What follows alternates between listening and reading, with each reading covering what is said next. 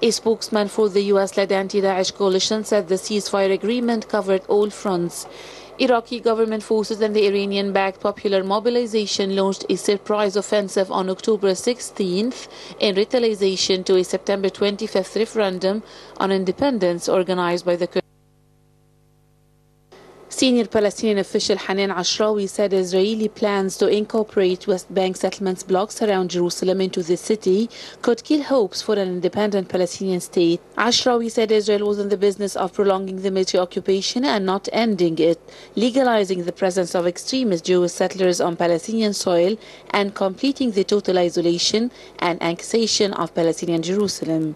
A member of Prime Minister Benjamin Netanyahu's Likud party has said that draft legislation to form a Greater Jerusalem municipality would go to the Ministerial Committee on Sunday for adoption as a government bill. Russia on Friday criticized the United Nations report which blamed a sarin gas attack in Syria on Bashar al-Assad's regime, with the deputy foreign minister saying it contained inconsistencies and unverified evidence. Russian deputy foreign minister said that other nations were seeking to use the report to resolve their own strategic geopolitical issues in Syria. He added that Russia would analyze the findings and publish a response soon.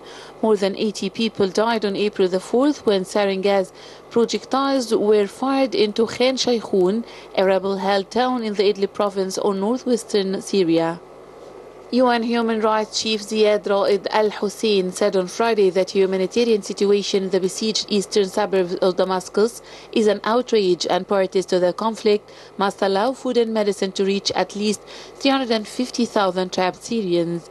Zaid said in a statement that the shocking images of what appear to be severely malnourished children that have emerged in recent days are a frightening indication of the plight of people in eastern Ghouta who are now facing a humanitarian emergency. The statement added that Zaid's office had a list of several hundred people who needed medical evacuation, and that the government had reportedly imposed severe restrictions on such evacuations. A UN convoy has reached the besieged area on September 23rd with aid for 25,000 people. 2 soldiers were killed and 3 wounded at a military checkpoint in northeastern Libya in an attack claimed by the terrorist group of Daesh. A witness said about a dozen armed vehicles had been used in the assault on a checkpoint 37 miles south of the city run by the Libyan National Army. The attackers set fire to the checkpoint and one of the victims was burned inside this car. Daesh said its terrorists have seized a vehicle equipped with a machine gun as well as other weapons and ammunition. The terrorists have carried out several attacks on LNA checkpoints in recent months. A U.S. drone strike has killed 6 suspected Daesh terrorists in central Yemen. The strike in Baida province would be the second known U.S. strike against Daesh in Yemen. The first came just over a week ago when the U.S. military said it had killed dozens of terrorists at Daesh training camps in the same province. Washington has intensified its drone war against Yemen-based terrorists since U.S. President Donald Trump took power in January. Daesh has risen to prominence in Yemen's civil war, targeting both government forces and Houthi rebels.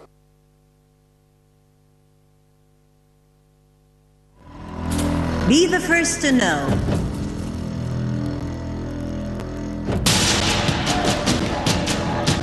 The news live at the site of the event. Information on events as they are happening. If it's breaking news, it's Nile TV.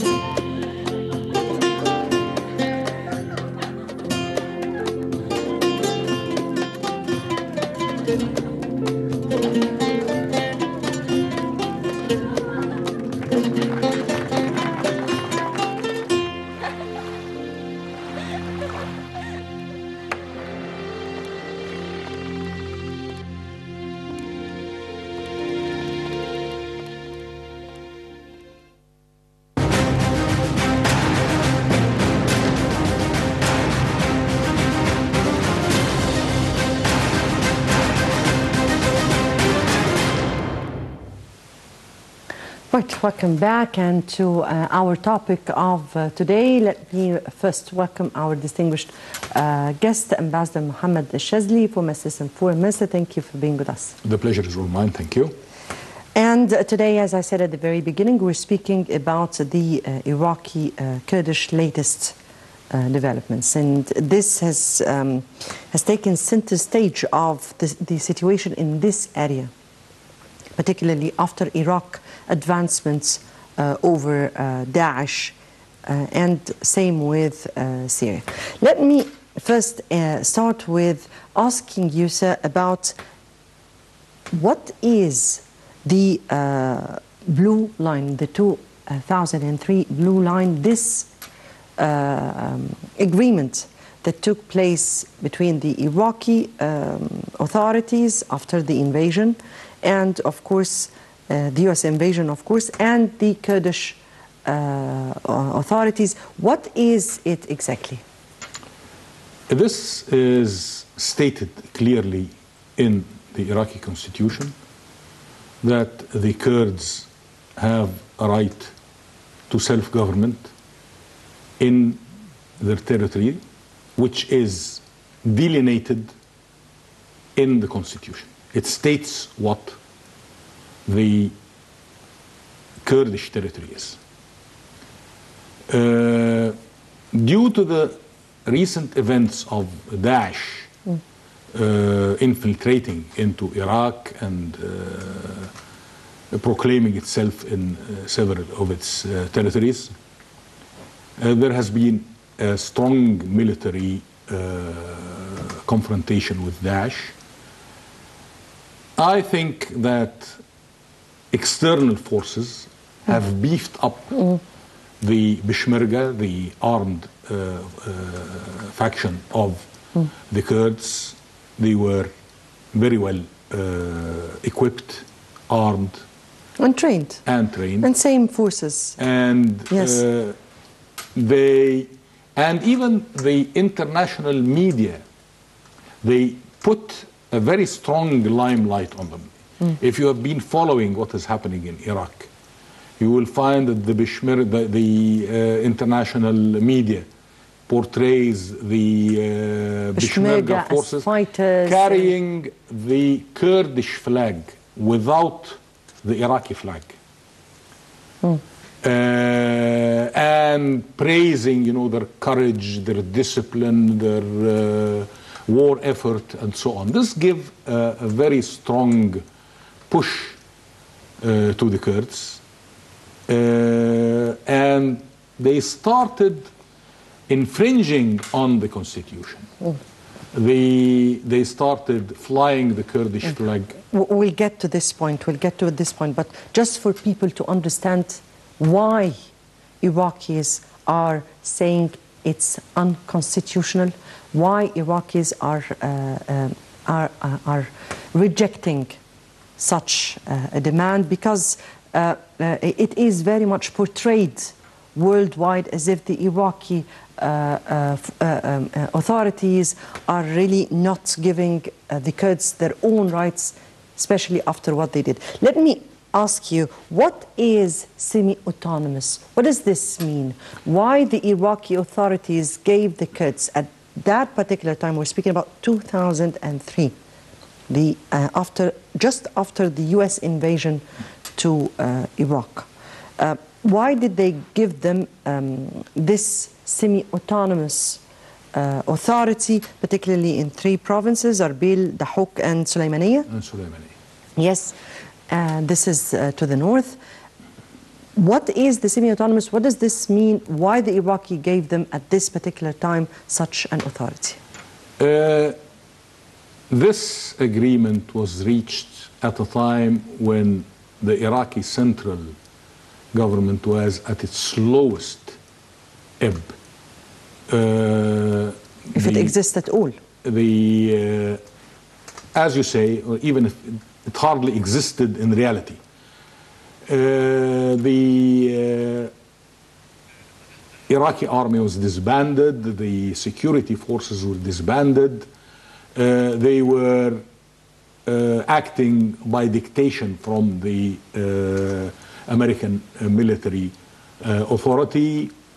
The Kurds portrayed themselves to the Americans and to the international community as those who have been treated unjustly. And I think, I mean, this is not the case.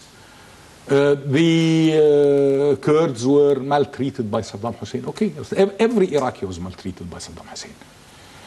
They portray what happened in Halabja but Saddam Hussein was ready to use chemical warfare against the Kurds, against the Shiites, against the Sunnis, against anybody who opposes him. So, I mean, this is... And then they want to portray themselves as people who have been discriminated against and marginalized. If you look at after the fall of Saddam Hussein, 2 presidents of the Republic were Kurds. Minister of Foreign Affairs was a Kurd. Yes. The Chief of Staff of the Armed Forces was a Kurd. The level of living and the per capita in the Kurdish part was much higher than what it is in the rest of Iraq. The Kurds want to portray their case as people who want to escape from a dictatorial regime to have a democratic regime. Masoud Barzani, by no standard, is a Democrat. Masoud Barzani, his term of office ended in 2014 and is still staying in office and refuses to relinquish his power. Masoud Barzani dissolved parliament and is ruling by decree. Masoud Barzani is the son of Mustafa Barzani, and he's grooming his son also to be the leader of the Kurds. These are not signs of a democratic statesman. They try to portray themselves as a united people, and unity combines them together. This is not true. The amount of bloodshed that has been spilt between the Kurds, especially Barzani's faction and Talabani's faction, is horrendous. Is horrendous. During the Iran-Iraq war, one faction was fighting with Saddam Hussein, the other faction was fighting with the Iranians. They went to a civil war between the 2 factions in the early 1990s. So this shows, the falsehood of the pretexts that they are presenting. The self-rule has its limits. You have your internal affairs, you handle your internal affairs, but that it stops there. They've started to export oil for their own account, which is inadmissible in any agreement and in the Constitution. And that is the point. Let me take it from where you are taking this. Now, as you respectively said, they started exporting their own oil from Kirkuk, because this is an important area, to the Western countries and foreign, of course, countries, Europe and others. And this is exactly the point, that when they started their fight against Daesh. So let me say it in other words. Was it, or did the anti-terrorism or anti-Daesh coalition or whatsoever need the support of the Kurds fighters or the Peshmerga fighters or whatsoever, really, to promise them for independence? I mean, what is the issue here? Did they need their support for that issue? Did they need their oil? What exactly is the scene here? You know, I think the fight against terrorism and against Daesh is an international fight. We are all interested in mobilizing each other to fight terrorism and to fight Daesh. But to set conditions that you help me, I help you, I help you destroy the country, this is fomenting terrorism. Because if Iraq is disintegrated, I think the repercussions are going to be very extreme all over the area. We get to that point, because this is, of course, the repercussions is a very important point. But what I meant here, is it Kirkuk? Is it oil? Kirkuk is a very important trump card in the issue. Kirkuk holds 80% of Iraq's reserves of oil. Kirkuk is outside of the declared Turkish territories according to the constitution and according to the agreement reached. The Peshmergas, they seized the opportunity of engaging Daesh in the area. They kicked out Daesh and they stayed and they occupied, which is an act of extortion. I mean, it cannot be accepted. And they started to have demands on Kirkuk, which, as I tell you, without the oil of Kirkuk and the oil reserves of Kirkuk, Iraq will be a completely different country. So Kirkuk is not a disputed area as portrayed by most of the world news agencies. No, it's not disputed. Indeed. Even, you know, the population of Kirkuk, they are not Kurds. The Kurds are a minority in Kirkuk. So, I mean, this is a complete falsification of facts by the Barzani faction and by some quarters in the international media. Very much indeed, but that usually happens when there is a reason. And hence, we really want to discuss what would be the reason, the real reason, behind the U.S. helping Kurds to get their own independence. Of course, that has retreated the point of view, or even their support have retreated. But why did the U.S. really want to support Kurds take their own independence, full independence? I mean, the United States has a declared agenda. It's a declared, it is not a secret agenda, of redrawing the boundaries of the Arab world and of this area.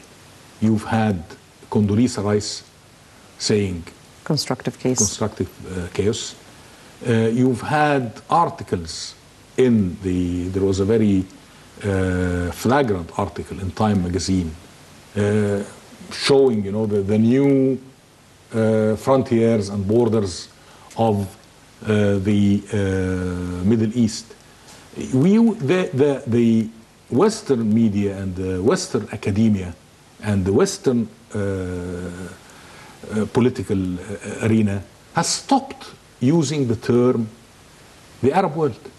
The term that is used now is Middle East and North Africa. No, there is an Arab world. There is a homeland for the Arabs. And this homeland has to be respected. The idea of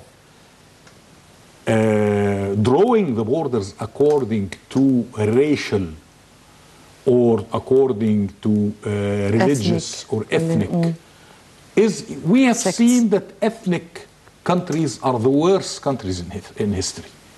You had the Nazis in Germany with the Aryan race. You've had the Israelis in Palestine with the Jewish state. Everybody is against the concept of an Islamic state. So, I mean, why choose to fragment the Middle East into Kurds, into Shiites, into Sunnis, into Berbers, into Turkmens, into Arabs? And if you start, this is the real danger of this thought. If you start saying that the Kurds are not Arabs, the Kurds have been living with the Arabs for over 1,000 years. In 1920, there has been an uprising of the Iraqi people against the English occupation of Iraq. And the Kurds, the Muslim Sunnis, and the Muslim Shiites were hand in hand against the British occupation, and the British committed war crimes and atrocities that nobody is speaking about. The first use of poison gas from the air, from aeroplanes, was used by the English during the 1920 revolution. Over 20,000 Iraqis were killed. And at this time, the Iraqis were Sunnis, Shiites, Kurds in one line against the British occupiers. Now they're coming to say, no, no, no, we're not Arabs. If you start saying that the Kurds are not Arabs, and then the Lebanese are Phoenicians. Then, I'm sorry, this, what you're speaking about, sir, is in the modern history. Let's get back to a little bit to the middle of the history. I'm not going to speak about Salah ad-Din. Exactly, for God's sake. This has been, but this is something Wasn't he an that Arab? people who are still alive remember it. Wasn't somebody he an Arab, in 1920 Arab, who was a child still is living today. Yeah. So this is, I mean, this is something in modern history not coming out of textbooks. So if we start say that the Kurds are not Arabs, the Lebanese are Phoenicians, the Tunisians are Carthaginians, the Egyptians are Pharaonics, the Iraqis are the Syrians are Sumerians, and the Iraqis are Babylonian, and yes, so on. Babylonians. Who will be the Arabs?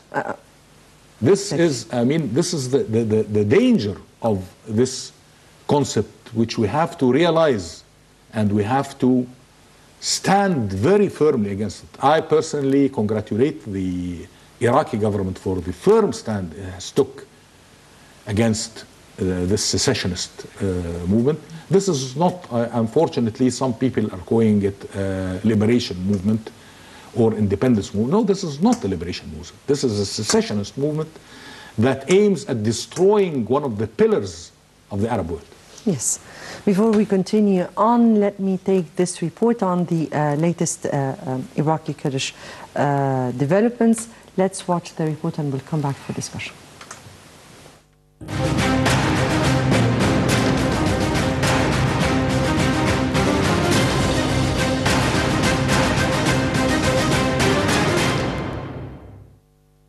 Iraqi forces and Kurdish Peshmerga fighters reached an agreement to stop fighting in northern Iraq. A spokesman for the US-led anti-Daesh coalition said the ceasefire agreement covered all fronts. Iraqi government forces and the Iranian-backed Popular Mobilization launched a surprise offensive on October 16th in retaliation to a September 25th referendum on independence organized by the Kurdish region government in northern Iraq.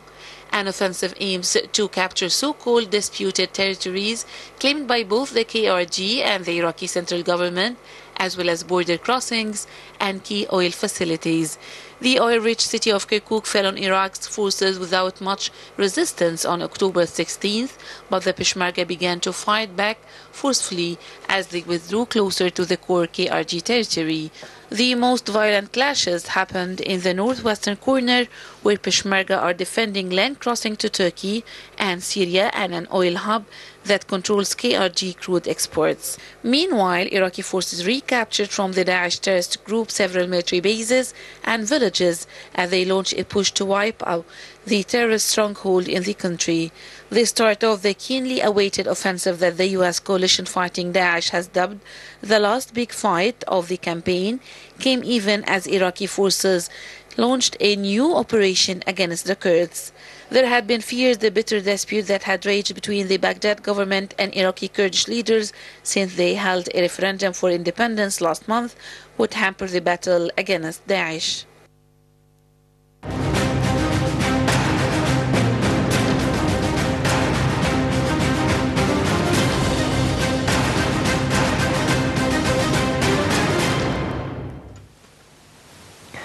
Right, welcome back, and back to you, Ambassador Shazli. And we were speaking, or the report spoke here, about the latest developments, the latest of which that the Iraqi and Kurdish commanders are holding talks right now to pull back their forces. Because, as you respectively said, Iraq was firm enough, it sent its troops, and it stressed that none of such dreams would really happen on the ground. No independence. This is against the constitution. Now, what would be the next steps that, or expected steps that could be taken from both sides before we speak about repercussions and countries surrounding this particular issue? Let me tell you first of all that what changed the attitude of the West towards the Kurdish secession.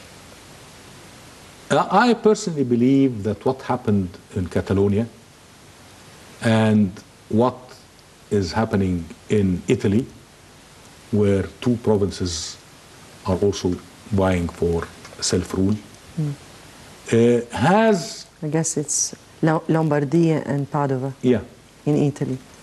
This has, come as a shock to the Western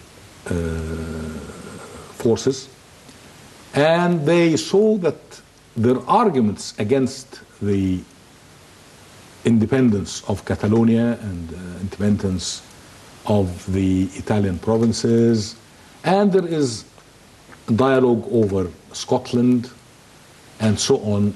They found out that this scenario will be detrimental all over Europe. And you cannot defend publicly the Kurds and at the same time refuse what is going on in Europe. What goes around comes around, yes, right? Indeed. So I think this has been a very important aspect in changing the attitude.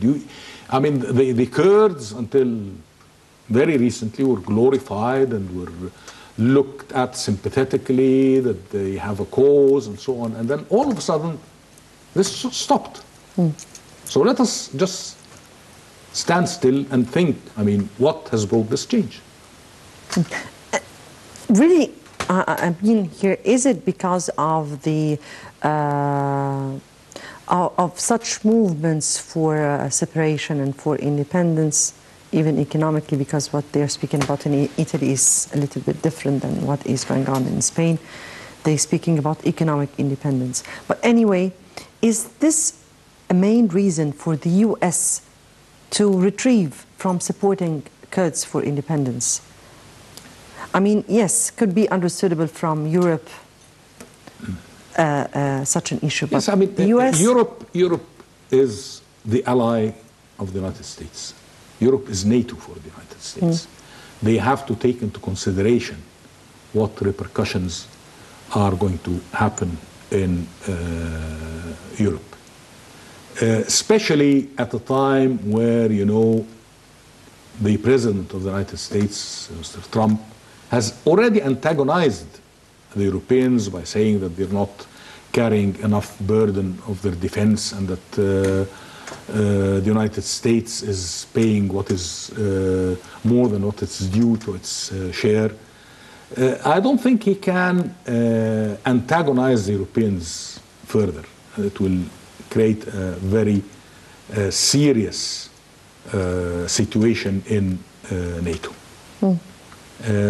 So I think, these are things that have to be taken into consideration when evaluating what is. And let me tell you something which I think is very important here.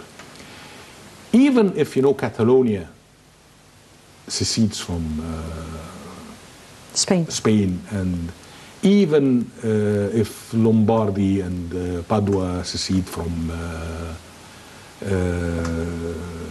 Italy, and even if Scotland secedes from the United Kingdom, it will not have the effect of the secession of the Kurds. Why? Even if Catalonia secedes from Spain, they're going to still be part of NATO. They are going to be part of the Western European and the Western Alliance. They share the same ideology, they share the same political affiliations. So it will not create a catastrophic situation in Europe. In Europe at large, but will... But when the Kurds wanted to secede from Iraq, they went into a completely anti-Arab agenda. They welcomed Israel. They said that we and the Israelis are in the same boat. They condemned the Arabs. Even, I was really surprised before, the referendum. There was the speaker of the Kurdish parliament who was speaking to one of the TV channels. And he was condemning the Arab invasion of the area and what it has done to the Kurds and to the Jews and to the... I mean, the Kurds are Sunni Muslims, and the Speaker of the Parliament is a Sunni Muslim. I mean, so this shows you how extreme those who secede. South Sudan, when they seceded from Sudan, they went into a completely anti-Arab agenda. So it is not going to be just, But now I guess South Sudan is still in catastrophe. I mean, here they are not... Indeed. Even, if you compare between what happened in South Sudan and what's happening in the Kurdish areas. South Sudan, when they seceded, there was a political agreement. There was, I think, a 5-year transitionary government, and there was agreement on border issues, there was agreement on the financial issues and all of that. But and then they want to proceed or to accelerate with the issue, and then Mr. Grank was killed, and then Mr. Silva Kiir took... What happened in the Kurdish is that, unilaterally, without any concern for the other party, they want to declare their independence. And upon their own terms, not upon agreed terms. So this would have led to a very, very explosive situation. And I guess now Mr. Silva Kiir has recognized that it was not very right and anti-Arab agenda, and he is returning a little bit to reason, I guess. But we'll see. Turning to the issue of the Kurds, and the Kurds' independence from Iraq is not just rejected by Iraq, but also by surrounding countries. And here I have to speak about Syria, I have to speak about Turkey, about Iran. How do you read such rejection from all these countries? Why and what is the reason of each of them? If we speak about Syria, there is not one Syria now. There are factions. Every faction had its stance on the problem. The central government of Bashar al-Assad of course, rejected because they know that if this happens in Iraq, it's going to be followed in Syria. I personally have my doubts about the declared positions of Iran and of Turkey. Although, you know, the declared position of Iran was against the secession of the Kurds in Iraq, and, you know, people, and what gives it credibility is that, you know, Iran has a sizable Kurdish minority as well, and they fear that this will spill into their country. But I personally think by the secession of the Kurds, who are Sunni Muslims, Iraq becomes a Shiite country. So this is in favor of Iran. And also, if the international community acquiesces to the secession of the Kurds, how can they stand against the secession of the Shiites in the south? They say we want our own state, or we will unite with Iran. So I personally see that Iran benefits from the secession of the Kurds. What about Turkey? Turkey also, I have my doubts. I mean, they have a declared position, and they have a historical animosity with the Kurds. But also, let me, you know, play the devil's advocate here and say that the Turks might, you know, envision the European solution to the Jewish problem in Europe. What did they do?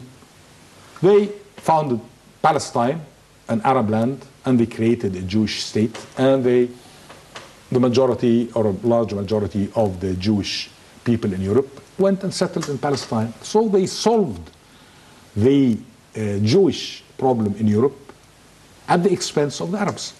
Now here, Turkey has a Kurdish minority that is causing problems. Now if you have a Kurdish state at the expense of Iraq, you can very easily tell the Kurds in Turkey. But they will take part of Turkey as well. No. Turkey is a strong country with a strong army. They can protect their territory. So let us get rid of the problem and send them. You mean here that Turkey would understand a recognition of a Kurdish state if it goes out of its border? It will not recognize it. And this is where the danger is. That Turkey historically had claims on Iraqi territory. And now if there is a Kurdish entity, or a Kurdish country, they will go to war with the Kurdish country and take whatever they want from this country. Turkey had claims over Mosul, had claims over Kirkuk. They're eyeing the rich oil in Kirkuk. So, I mean, here is a hostile Kurdish country that is threatening us. Let us go to war with this country. It's much easier than going to war with Iraq.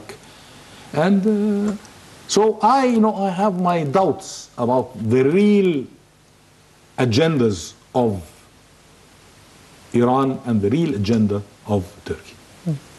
Up till this minute, Iraq has resisted and has been able to stop such an issue. We hope this would really be determined in a very, very confirmed and I mean here that this would be the real situation in the upcoming stage of Iraq, because we really are not in need of. Let me tell you that, I mean, the agendas we're talking about is much bigger than Iraq alone. Iraq alone cannot stand against this. If the Arabs do not unite and the Arabs do not form a strong front to protect their homeland, all is going to be lost. Yes. Unfortunately, our time is out for our discussion. Ambassador Mohammed Al-Shazli, former Assistant Foreign Minister, thank you very much for being with us. The pleasure was all mine, although what we were talking about was not very pleasant. This is the scene in the Arab world right now, unfortunately. Now we'll leave you with the economic report, and until next Saturday, another episode with another Arab file. Until then, it's goodbye.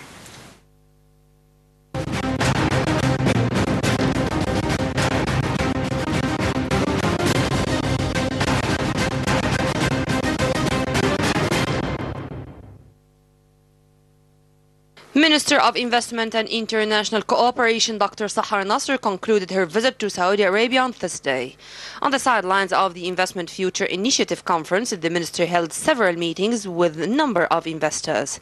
Nasr met with the Saudi supervisor of the Investment Public Fund, Yasser bin Othman Al Ramyan, to review increasing cooperation and encouraging Saudi investments in Egypt.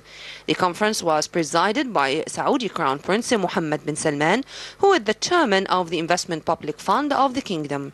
The conference was attended by 2,500 of the leading and effective figures. The value of shares traded on Gulf stock markets plummeted this year, according to a report in the latest sign of how the region's economies are struggling with the drop in oil prices. The UAE's exchanges in Dubai and Abu Dhabi led the dive in liquidity levels, which measure the value of traded shares and are reflecting economic activity. Kuwait's Al-Shal consultants said liquidity at the Dubai financial market fell 72.6% in the first 3 quarters of 2017. At the Abu Dhabi Securities Exchange, liquidity levels in the first 9 months of the year dropped 71.1%, followed by Qatar Bourse, which fell 65.6%. Liquidity at the Saudi Tadawul market slumped by 63.4%, the Muscat market dropped by 61.9%, and the Bahrain Bourse lost 31%.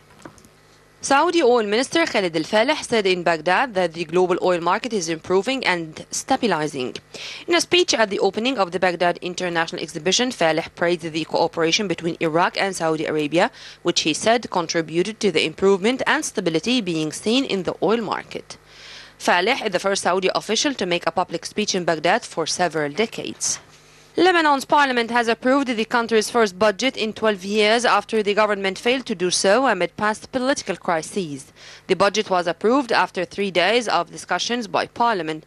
61 legislators voted in favor, 8 abstained, and 4 voted against. Some politicians had demanded that an audit be conducted to track spending outside the budget in past years before a new budget was passed. But Parliament voted on a new law that allowed it to pass and gave the finance minister up to a year to complete the audit. Lebanese Prime Minister Saad Hariri said work will begin on the 2018 budget, of which a draft should be ready before the end of October.